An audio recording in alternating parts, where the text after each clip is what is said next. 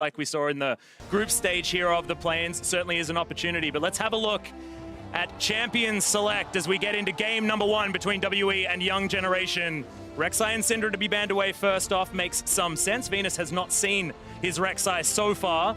As the Kalista and Sejuani, pretty understandable meta bans here against WE. And you have to wonder what the third ban will be for Young Generation to take away from Team WE, as respectively Team WE are just getting rid of the strong champions that Young Generation have got. Rek'Sai from Venus, Syndra from Null, and it looks like they want to take something from Palette as well. Yeah, interesting, the Syndra being a 0% win rate champion for Null. All of day one was playing it, managed to get incredible numbers as far as that CSD is concerned, but still going to be taken away from him. 0% win rate, but a 5 KDA. It's pretty impressive. Exactly where I thought it was going to go. However, Atlas on the opposite side with the last ban. The Zarya taken away from Mystic opens up the AD carry pool to be a big question mark as to where they want to look. Well, that question is going to be answered very, very quickly here, as Big Koro is going to take away his Varus. Certainly has been something that he's found success on so far here in the play-ins. Only played it once, but did look good doing it. But the Jarvan being locked in first off here for either 957 or Condi is a big deal. Expecting the Gragas to be taken away from Condi as well as a good pickup there for Venus as well, having played it in half of his game. Yeah, now this is a risk. You leave open Kog'Maw by picking Varus. Now, it could be that they want to get the Lulu for themselves as a third pick. Young Generation deny the Kog Lulu comp, but WE still get to pick 2 champions in a row, so they could just have the whole bottom lane locked in. And Varus, yes, good laning champion, but Mystic and Kog'Maw, 2 words that are almost synonymous for me at the moment. He is just that good of a carry on it. Yeah, this is really scary. And things like the Galio is still up as well, one of the champions that has missed the ban list, and that's going to be locked away here for WE. And that is a huge front line now that the little Void Monster can stand behind. Yeah. And have no worries at all. Of course, Venus is going to have a really difficult time if he is, in fact, the one playing the Gragas, getting in there and trying to use that explosive cask to maneuver the Kog'Maw exactly where he wants him to be. But that is going to be that bottom lane that you mentioned, the Lulu and the Varus. A lot of high pressure to start things off, and Young Generation probably want to get the ball rolling as quickly as they can here against WE. Exactly, so we've got the Galio locked in by Sheer. We're going to go through the second ban phase here, but quickly we have to point out that Galio J4 for Team WE is just the SKT beating combo, basically, right? They're that comfortable with this team composition. Young Generation, almost as expected, will go towards the Lulu as a pick, denying that from Kog'Maw, but now they've gone for the Thresh ban. Yes, that's good away from Ben. Will it be a Janna? Will it be a Karma? Because once again, the Ardent Sensors will be there for the Kog'Maw to protect him. Well, Janna's certainly an option. Lucian's going to be banned away, and yet Janna is going to be banned. So Young Generation making sure that they're checking in on Ben, making him as uncomfortable as possible.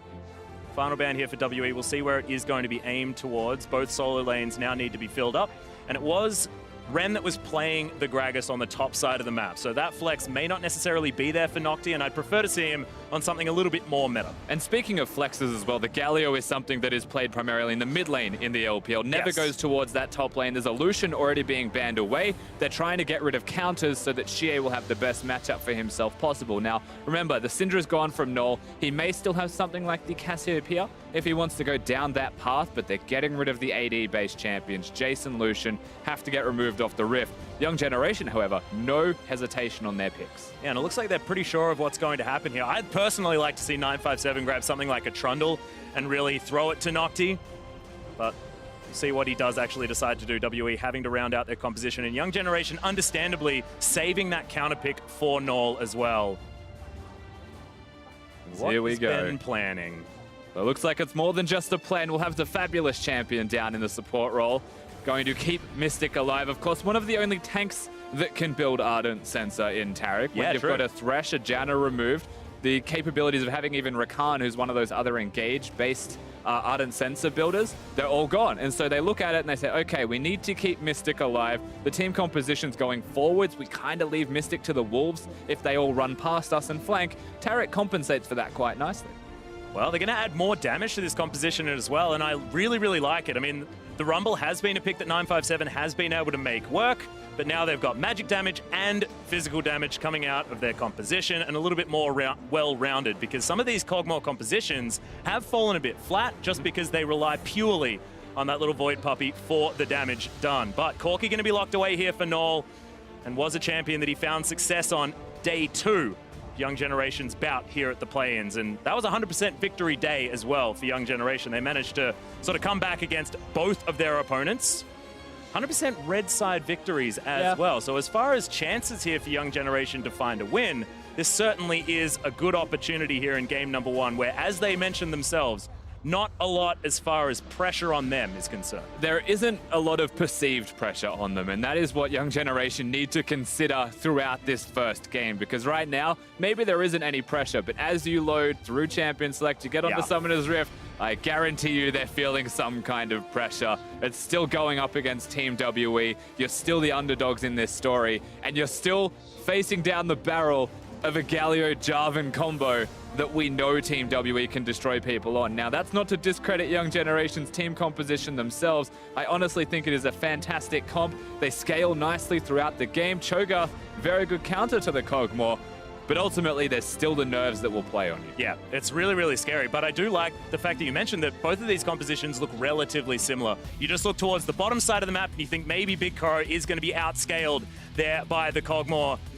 Xie, always been a phenomenal mid lane tank player. I mean, I know it's been a while since I cast the LPL, Rusty, but I remember the Nautilus. I remember the days of him underneath the turret. Let's do it. Okay, so game number 1 as we hit Summoner's Rift. See exactly who is going to be able to pull out ahead first. And you will be pleased to note, of course, that Team WE's bottom lane love to go for the most outrageous skins possible in Pugmaw and the Baywatch Taric. They do love their Pugmaws, to say the least, but hopefully Ben can save some lives, or YG may take him apart. I just don't think a dog is all that useful if you're a lifeguard. That being said, Mystic might be able to prove us wrong. Of course, the fans very much here in support of Team WE. They've been here all day, but suddenly they're a lot louder. Fenerbahce certainly giving us a longer series than we're expecting. Team 1 looking better than a lot thought, bringing us to 4 games. But yes, the crowd now get Team WE and Young Generation going to try and make them as unhappy as possible. Now we're looking at Young Generation's team composition. They've got the Varus Lulu, which is something that I think we should hit on first. Now we've seen a couple Varus Lulus in this tournament. Yeah. Some of them have worked, some of them have not, and most of them still lose the games that they're competing in. The concern for Young Generation is being outscaled and outranged, most importantly, by what the Kog'Maw can put down in team fights. But first, and now, they have pressure in lane. They have a pushing lane. They have so much level 1 to 6 control. And at level 6, that control increases when they get the Varus ultimate. They have really good capabilities of getting Venus into the lane to gank as well. And so as far as you're concerned as Young Generation, try and path from top to bottom, maybe get a level 3 gank off, and things will go nicely for you. But that pathing's already been affected, Atlas. Yeah. That's WE just taking away all of the popcorn chicken of Young Generation. That's unfortunate. Speaking of unfortunate, Young Generation actually able to get half the health bar from Ben. Does have a bunch of biscuits that he can eat up. Otherwise, is not too much of a worry at all. Good stun comes out from the Dazzle as Pallet gets taken down low, but Ben, sub 200 health to start off this laning phase is bad news for the Taric. If anyone in the lane of Team WE is going to get low, however, it should be the 3 potion user in the Taric. There's also a Targons to give extra health back to Ben. So ultimately, they've lost the lane. They were going to lose the lane anyway, though, for Team WE. They're kind of just trading as best they can. There may be a world where Condi comes down to the bottom side. I highly doubt it, given where he's already started the map off, pathing from red to blue, because he's closer to that top side of the ring. Well, we'll see whether he actually is going to help out 957 or whether he's going to be called down here much more quickly as we have a look at the damage stats. And this is the really exciting thing about this matchup, is because the damage dealers are in different roles, but they do massive amounts of damage for their team. We're, of course, talking about Mystic and Null. And this is one of those weird situations where WE like to draft themselves a Kog'Maw. You can see the comp is very heavily revolving around Mystic doing damage. Xie starts strong, will get weaker, but 34% big number for the AD carry to be doing when you pick a losing lane, similar to Pattern from Fenerbahce, of course. But their opponent's Null doing that much damage for his team after we saw game number 1. You have to wonder if the nerves come into play in this particular game, but ultimately that's still a big carry performance from him. Yeah, and being able to rely on your mid laner that much as well in the current meta is something that we haven't seen quite some time. It has been a lot about getting behind the AD carries for the late game damage. As the game ticks over, we'll see what Young Generation can do around their mid lane this time around. Venus going to be spotted out as Ben gets the Dazzle on, looking for this, but Pallet's going to turn up. make it a 2v2, and Ben has to be very careful. Throws down the flash, and the ignite is there. Good heal comes out, but it's not enough. First blood goes over to Big Koro, and Mystic, now a very lonely puppy underneath this turret, does have to be careful of a dive. And the 1v3 dog's gonna have to try his absolute hardest to hold on. Gragas is here. The minions are about to crash. He's got his flare ready. Save me, team, Mystic says. Well, teleport is gonna come out from 957, and it was actually cancelled by Shie. Both of them, in fact, cancelling that one as the minion wave was dealt with. That's a miscommunication, I think, from Team WE. It's fair to say it was 2 teleports used by Shie in 957. Well, that's how important Mystic is to this team, okay? You need to invest everything. MV pup, after all. They need to keep him alive, but could have just been 1 teleport, perhaps. Ultimately, the cancel is the correct move because they just want to get the minion wave to crash. They want YG to back away. And it might actually be that 2 teleports were necessary to prevent them from going forwards, but we get to see the overreach that happens from Ben. Now, he just wants to force the smite, maybe poke Venus down, but Pallet has Ignite. He is here so early, and because the slow connects, Big Koro can just come over and try and snatch away the kill. And he will get that, the 400 gold. Yeah, and also does invest his flash, so it does mean that Condi will have an opportunity to get down here and possibly affect this lane. Varus can be notoriously gankable without that flash summoner. Let's check into this mid lane. Shie actually doing quite well as far as keeping up with farm, but Winds of War will, of course, help you out with that one. Yeah, so far as well, if you look at farm, I will say that the Jarvan's numbers are inflated slightly with the Krog taxes. Venus now looking towards top lane, only 14 to 32 relative with CS. But there's also a 10 CS lead in the top side of the map for 957. Nocti disappearing very early into the lane, going towards the Doran's ring with a shield. Does not want to lose this lane, just wants to hold on. To me, I see that. I feel like that just indicates that, again, Venus is not going to look towards top all that often. He wants to help bot win the 2v2 even harder, accelerate a big win condition for them. Well, 957 able to pick up all of that farm and extend that lead to about 12 minion mark. Doesn't have the teleport anymore, of course, because that one was cancelled on the bottom side of the map. So does have to be a little bit more careful as far as when he backs. Doesn't want to lose out on too much of this farm. So Cannon Wave, that is certainly going to be taken in Condi here, just to make sure that he secures it. And the one lane we didn't touch too heavily on, of course, we know how it's going to be going, was the 2v2 when we look at CS values, is substantially towards Young Generation. Now, a wave is building up, and it's going to bounce back towards Team WE. So in its current state, there's no point in Gragas being down here. Condi, however, will be looking at this as a giant target on the Rift, and if he wants to get a gank off, try and catch Young Generation playing Vision, and it's one of those small tests where you get to see how well equipped they are to deal with any kind of Condi's movements. Wow. A lot of capitalization actually going on there in the mid lane, as you can see Null pushing that one all the way up. Condi clearing out his Krug camp on the bottom side, continuing his onslaught. He did just tick over to 6, so keep that in mind. If a Jarvan is ever going to gank, it's usually at the level 6 mark. There it is. Not wasting any time. Jumps straight in with the Cataclysm, and Big Koro cannot go anywhere. Condi grabs the kill all too easily and then just walks his way out. Probably grab a celebratory Rift Scuttler.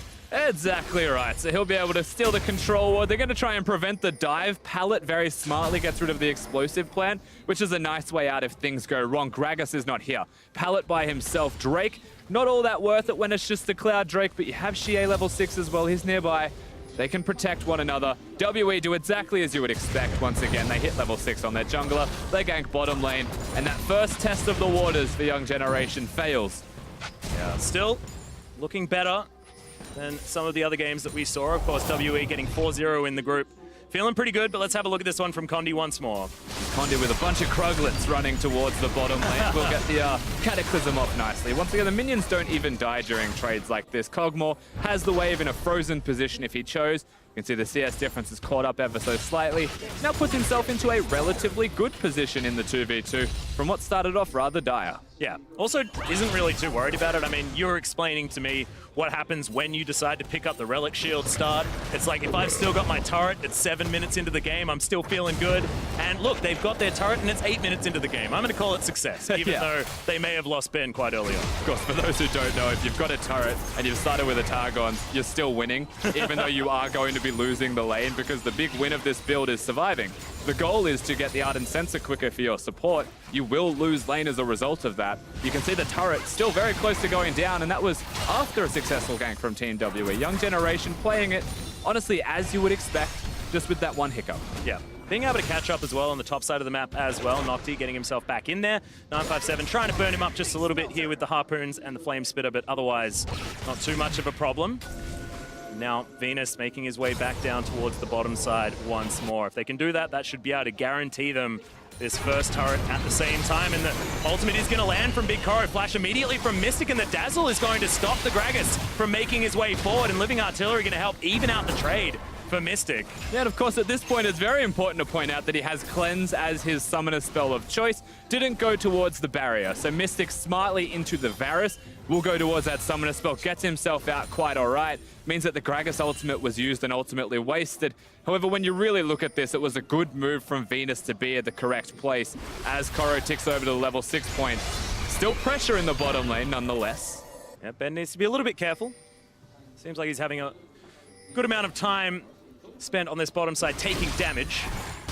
Koro does need to avoid the spit coming out of this Pugmore. Awkward control word placement from Ben, was obviously doing it while he was stuck under the turret, but Condi's got the inside track here if they want to. Yeah, well, I've seen this one before as the Dazzle's going to get flashed out of, but Big Koro straight into a Cataclysm. Wild Growth is not enough, and the ultimate's going to make sure they secure it from Ben. WE, they spent a lot of time down here, but they seem to make it work no matter what. Yeah, both teleports at the last second, of course, being cancelled. On top of that, you look towards the mid lane, there's no packages, just blue buffs. Xie is still the faster roamer then, and so the threat towards the bottom lane tower now becomes very real once this middle wave is cleared.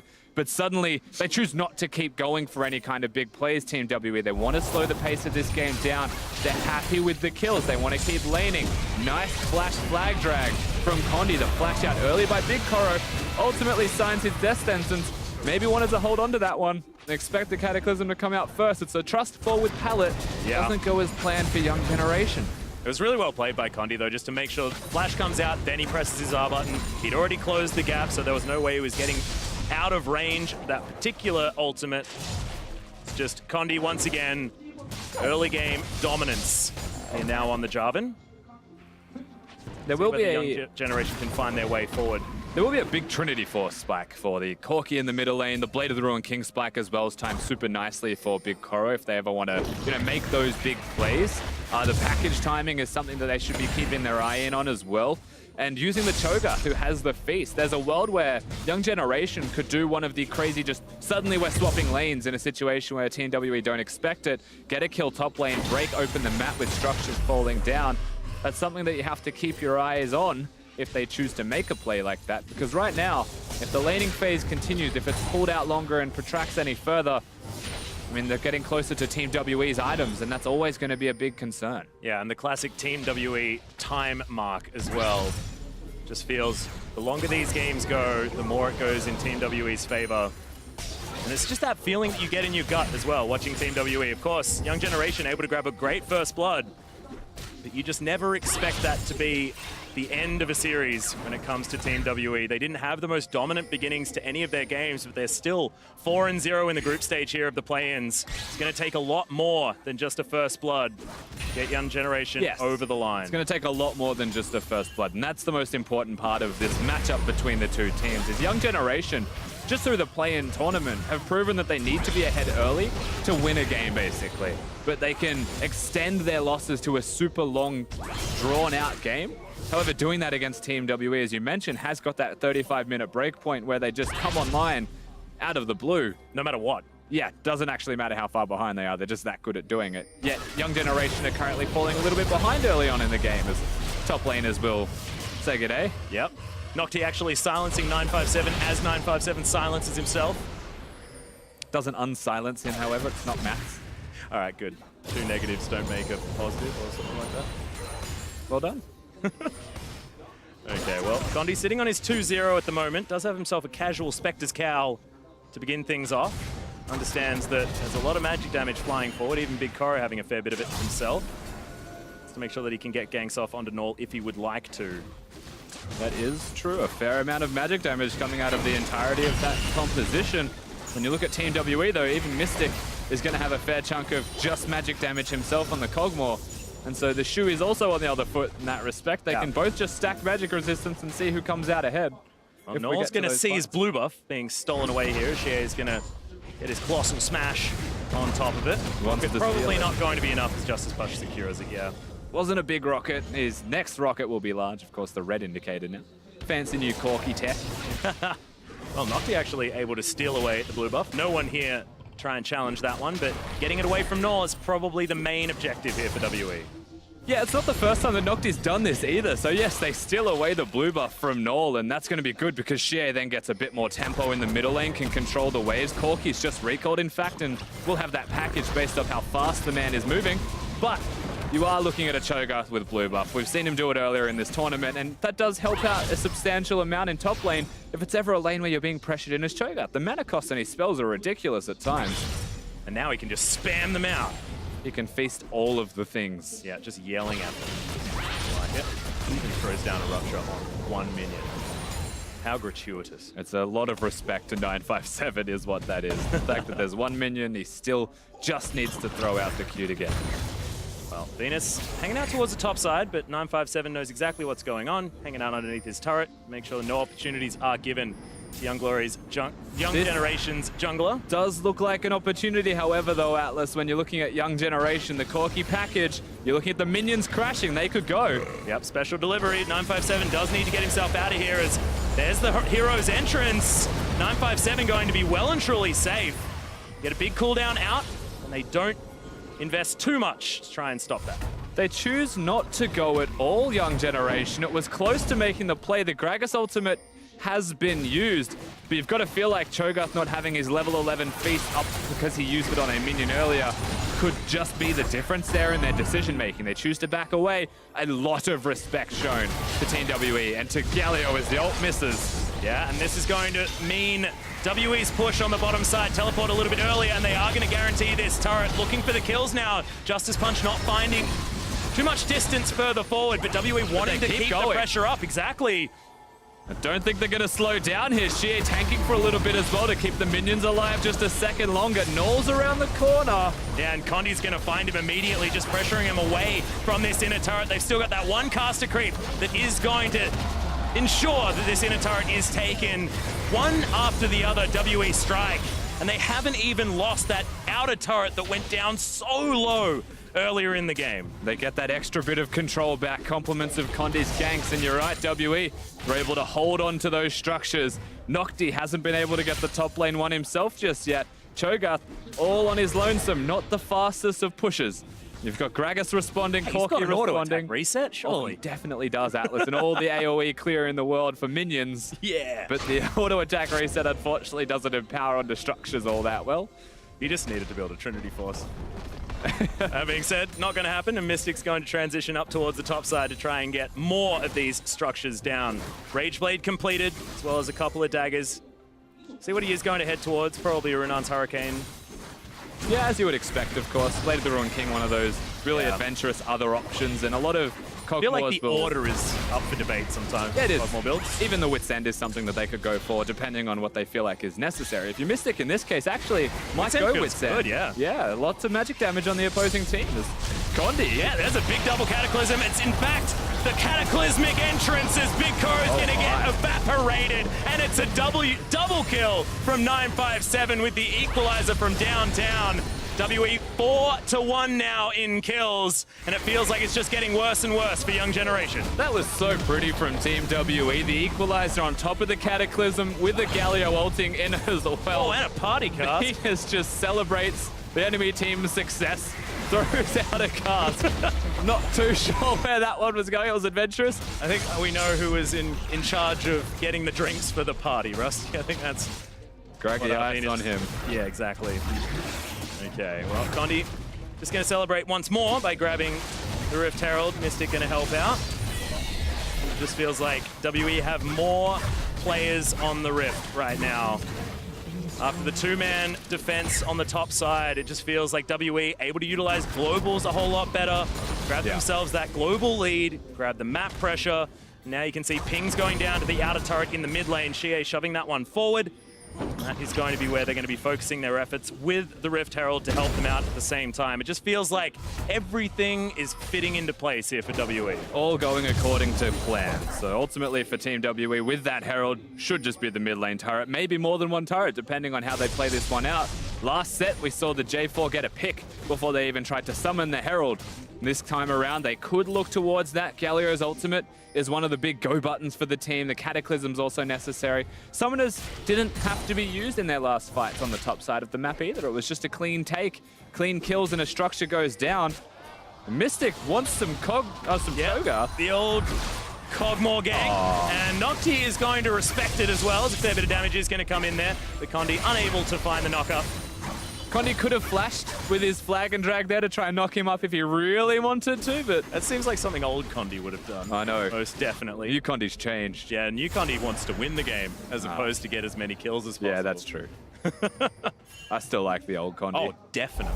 I like the one that gets quadra kills at level 2 underneath turrets and bottom lane, but here it is, that cataclysmic entrance that we saw before. It's the kind of replay you could watch a million times over when you see combos like this be successful on Summoner's Rift, of course. Team WE making it look clean, making it look easy, but it's never an easy thing to do, as Harold, not Shelly, I see you all. Yeah, absolutely massive chunk of damage comes out. We'll see whether WE can get more of this done. You saw Ben actually moving down to make sure that Venus couldn't take the short route towards that mid lane and make it that 4v4 as early as possible.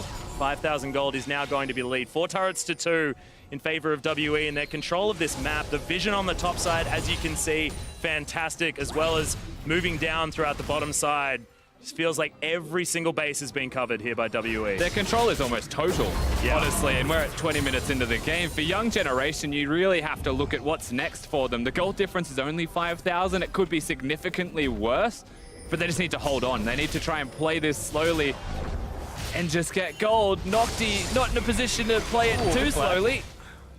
Not a bad flash. Sebastian Dazzle unable to find it there as Condi couldn't lock down the big Cho'Gath. But you'll take that in situations like this for young generation. They got a turret. So they're happy with the outcome of a flash from Nocti for a turret. Now, that's one of the easier turrets left to take on Summoner's Rift for them. They've got the 3 outers. That's still a big win. The hard part is where to from here. They've closed the gold difference to 4,000. Well, Shea actually looking for a fight here. Will find a taunt. Oh, in fact, yeah, Venus helping him out. Pallet shouldn't be taken down by just the Galio, though. As Shea doesn't quite have the damage that he's used to with some of his other picks. A heck of a lot of magic resist, though. He still has a magic damage shield there as Galio. It's just it hasn't gone, and they've been using spells on him. His Adaptive Helm and Abyssal Mask, Rusty. He's not taking damage anytime soon. And some Merc Treads. Someone have some big Karo. We need you, buddy. Anti-magic zone is what Shea is right now. Yeah. You actually cannot hurt him with spells. I mean, he's got so many items. On the opposite side, I still wait for those spikes from Null. And even then, because he's a Corki into a Galio, the crits and magic damage makes you wonder who's going to kill the Galio. Pretty sure just shoot someone else. Try to ignore Shea if they can. But does almost have that Infinity Edge. And when you talk about Corki, you talk about power spikes. He gets one basically every completed item. And he only needs that recipe completed before that Infinity Edge does come in. So very soon, Nor will have item spike number 2. See whether they can actually make something happen. And if they can pair that with a package play, could potentially work out. No, another engage from Condi. Yeah, 957 looking for more. Cataclysm comes in, and that's just the combo that WE seem to make easy in the jungle. Effortless from Team WE. The flash was used earlier by Nocti, and like a good cooking show, they know exactly who to target. This is the one we prepared earlier. Yeah, pull it out of the oven, ready to go. Now Venus's turn. Yep, flash from Ben is going to ensure a stun, but that just gets the flash trade from the Gragas. And Null, in the meantime... He's winning the game slowly for young generation. If there's one thing you can take from it, Team WE finally hit the Baron. YG know this. Corki hasn't stopped. No, and there's no one actually going down there, and we've got Big Koro taking down the inner turret in the mid lane. This could actually be a huge problem, especially if the Gragas can make his way in, but it's not going to happen. He's going to get the turret. Trying to do what he can. Yeah, this could even be an inhibitor, potentially, as the Baron will eventually go down, but is it even worth it? Condi locks that one down, empowered recalls now to get them back home, but this inhibitor is so close to falling. He's going to get it. Yeah, inner falls in the mid lane, and Null, he can die now, and it doesn't even really matter. He's grabbed an inner turret, an inhibitor turret, and inhibitor as well. He may not even be able to kill him. Spray his face and yell, "Witness me" at this moment. He's done so much work for the team of young generation. He just got an inhibitor, and got a flash out to get him in a teleport. This guy's a machine. Well, we mentioned that Null is the player that young generation like to play around, and he just got all the respect in the world from Team WE after making it completely worth it. Like, straight into all chat, like, absolutely. We have 40 seconds of the Corki being dead, but for the moment, it's absolutely worth it. The gold lead shrinks just a little bit more. That's the inhibitor where when the next Baron spawns, it's valuable to have taken down. So if he's able to keep going and keep split pushing, that could be the case, but even with 20 seconds left on Null, Baron buff being empowered for 2 lanes at the same time, WE will try and make this trade worth it ultimately in the end, even though they've made a mistake, and YG have punished them. Yeah, we actually saw this from our previous series as well. Team 1 unable to quite make the Baron work. This time, however, WE are shoving forward. They have this inhibitor turret on lockdown. Null's up right now, but WE still want to fight. Yeah, they do find the taunt on the Cho'Gath, but not necessarily the target they really want to go towards. But there it is once again, the cataclysmic entrance. And it is going to spell once again the death of the big void monster. Inhibitor now going to fall down, but it's not exactly giving them what they need. Oh, Mystic in order to finish this one. Oh my god, okay, take it all back. Mystic living artillery lands onto Big Koro, and Null is going to get out of the death chamber and straight back in there again. WE do not want to waste any more time. It's 25 minutes into the game, number 1, and WE have already secured the Nexus. You can't let them get these comfort picks. Shie on the Galio, the Cogmore for Mystic. It's exactly what they want, and young generation gonna have to go back to the drawing board for game number 2. And that's kind of just an incredible ending when you really put that into perspective. Null gets the bottom lane inhibitor, looks like the hero for them, and there's this really good moment where you're like, wow, young generation traded up. They were having a very good moment. WE said, what if we just run down mid lane and end the game because your Corki's already dead? And they literally just end it in front of them. So how's that for trading back? Well, and it's the commitment as well out of WE. They know exactly what they needed to do. And when they were chasing after the Corki, it felt like a crazy idea, but they had the end of the game in their sights. It wasn't necessarily like, at 25 minutes, you don't think, well, the death timers aren't super long and we just get one pick and we win the game. It's 25 minutes in. You would never have expected that. However, WE say, we got enough time. We got a Cogmore with close to 3 items. We'll be able to melt the base and take it down. It was just looked too easy. It was like YG were playing chess and WE were thinking with portals. Yeah, a little bit like that. But to get their thoughts on the team WE win, let's send it over to the analyst desk. Thank you very much, Atlas. All right, thinking with portals, that's one way to describe what WE were doing. More complex than chess? I don't know. I haven't beat many people in chess. Firstly, that was rusty. I know that they're both Australian, and it's hard to tell the difference. Yeah, we were talking about that. Yeah, we were just talking about that. We were trying to figure out which one was which when they were on cast. All right, anyway, focusing back in, I want to start by talking about the pick ban phase. I want to talk a little bit about the strategies that both teams are trying to go for coming into this, because while at the end of the day, WE did out-execute, I want to know a little bit more about what young generation was actually trying to do here with their draft.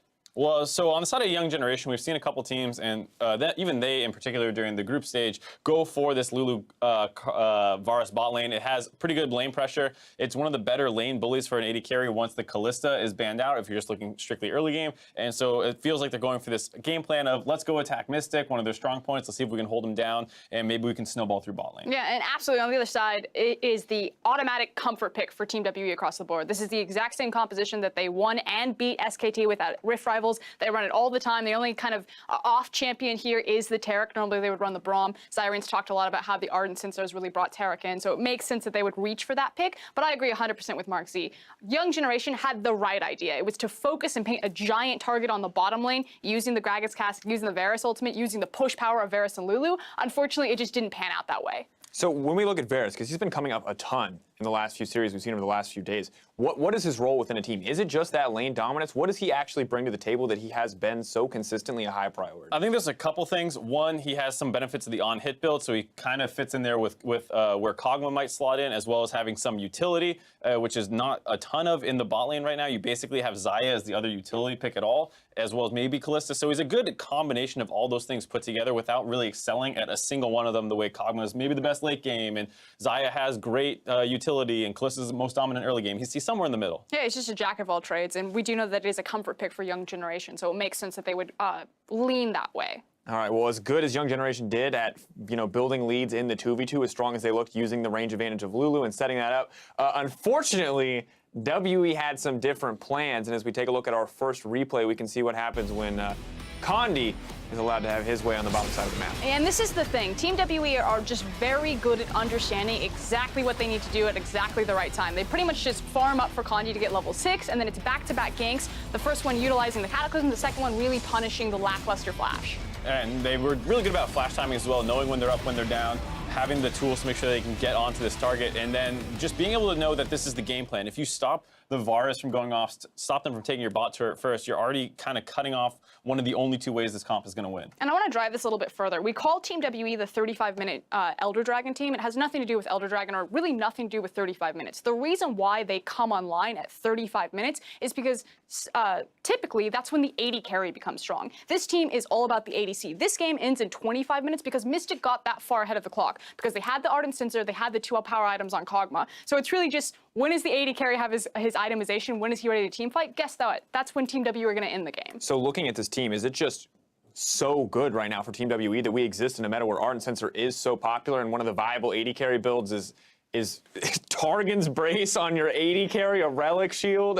It's literally printing money. I mean, there was a situation where they were down 20 CS in the bot lane or something. The gold lead was slightly offset by the jungler having an advantage, but there was a 600 gold lead for WE. You're trying to figure out where it comes from. It's from the Targon, it's from the Ancient Coin line, and out of nowhere, you have these advantages that you normally don't. I mean, the meta is perfect for WE. It's not just the Ardent Sensor, the fact that it's really about the AD carry, that you can buff him up in so many other ways. It's also how important Baron is right now in the meta and ending games. We have so much wave clear that this buff is almost necessary to even break any sort of base. And guess what? That means you're going to be team fighting around it. And that's what Team WE really thrive on. So everything is perfect for them for this Worlds. And despite that, YG did feel like they were fighting back. We take a look at our next replay. We can see Team WE fighting hard for that Baron. YG, though, attempting to make some moves of their own on the bottom side of the map. And this is after they had just gotten picked. You see the Cho'Gath still dead. I like this idea of going for this kind of split decision, force WE's hand, but you need to go harder for this Baron steal. You see over the wall, Gragas is just kind of messing around. He had his ultimate here. He could have tried to ult the 2 tanks off of him and then go for an E over the wall. He had no flash, so he had to burn all his resources to go for that steal.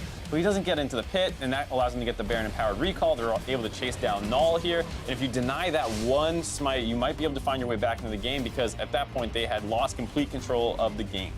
Now, the interesting thing for me, too, is that it feels like YG had the right idea at a couple different points in the game, but just were not able to out-execute WE. So how, as YG coming into the next game, what do you do? What do you change? What do you plan for to actually take WE down? I mean, the thing about WE is that they will always have this Achilles heel that is exposed in that early game, and I think you just throw even harder. They tried it with the bot lane. Yes, the execution wasn't there, but maybe try it in the mid lane. Xie did get his Galio. If you deny that pick, if you make it more about a skill matchup and just have the hard CC and like a 2v2 camp mid, you can try to exploit one of the weaker members on Team WE. I like that WE banned Syndra game 1, assuming that young generation move over to blue side and that ban drops, you can potentially look at grabbing that, or just picking something a little bit more lane dominant and make sure you ban out that Galio. So feels like there are a few other options. The other member I think we have to highlight is Venus. I feel like Condi lived bottom lane 24/7, but it felt like Venus was a little bit late to the party on multiple occasions. Is it right to throw some criticism his way, or is this just a situation that could not be avoided on the bottom side of the map? I think it's a little bit of both. He fell really far behind in jungle CS as well, so he was probably going a little bit too hard, not quite the right timings, and I felt like they didn't